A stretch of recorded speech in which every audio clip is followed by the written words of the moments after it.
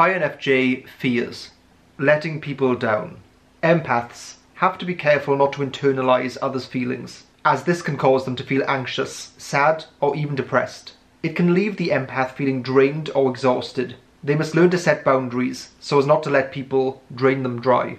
Any type that has high extroverted feeling is going to have this sense of self-imposed obligation towards other people. I could have simply said they care a lot, but this doesn't really capture the pressure they feel in this area. One of the most obvious reasons for this is that they're actually very good at helping, advising, counselling, being an unpaid therapist. So they know that if they spend time with a person or a situation, it would often make a positive difference. The problem is, you have limited time, and there comes a point where you have to put yourself first, otherwise you'll just be exhausted. This is definitely something I've noticed with INFJs. They can focus their emotional attention so much on other people that they have basically nothing left for themselves. If I had to advise any INFJ who was struggling with this, I'd say focusing on yourself is not the same as being selfish. There is another aspect to this, and that is worrying about giving someone bad advice. This results in a great deal of overthinking and second-guessing themselves, constantly worrying whether the person in question is on the right path, and generally being bogged down by someone else's emotional state. If you are highly empathetic or an empath, you'll naturally drink in other people's emotions. Just make sure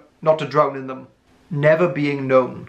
People understand me so poorly that they don't even understand my complaint about them not understanding me. This is something that I've mentioned before when it comes to certain types, but I've often phrased it as them being misunderstood. When it comes to INFJs, I've realised it's more the case that they aren't actually known enough to be misunderstood, sometimes even by people close to them. They might have one or two people that they confide in, but sometimes not even that. I don't think this is intentional or even desirable on the part of INFJs, but it's definitely a recurring problem. They often put the spotlight and the focus on other people, and people like that and get used to it. This results in an imbalance where the INFJ knows much more about the other person than the other person knows about them. Lots of INFJs can actually find it very awkward when it comes to talking about themselves. I'm curious what happens when two INFJs are friends and talk often. Someone comment about that and enlighten me. Types who have introverted intuition as their top function are going to have a mysterious vibe kind of by default, because it's quite difficult to explain what's going on in their minds. NI tends to be very abstract and doesn't lend itself well to being verbalized. So INFJs can often find themselves in the slightly annoying situation where they have another person who wants to get to know them on a deep level, yet they find it difficult to talk about themselves and accurately convey just what the hell is actually going on in their heads.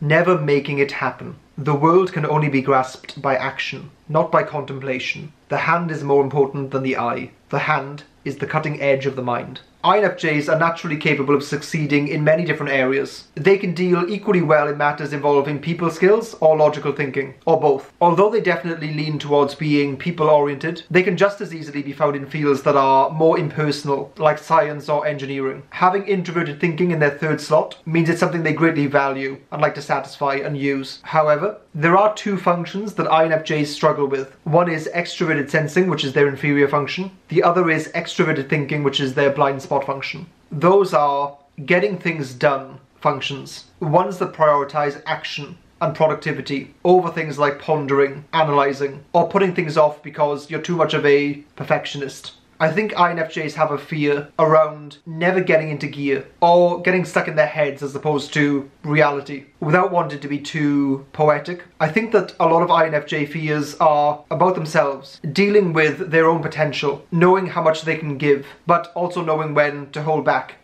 One of my great fears in life is people watching this video and not hitting the subscribe button. And I really mean, sleepless nights. I've noticed we have quite a lot of INFJs on our Discord server. You can find that link below in the description. Also feel free to check out our Patreon website where you can be typed by us. There are also individual social media links such as a blog, Instagram, and so on.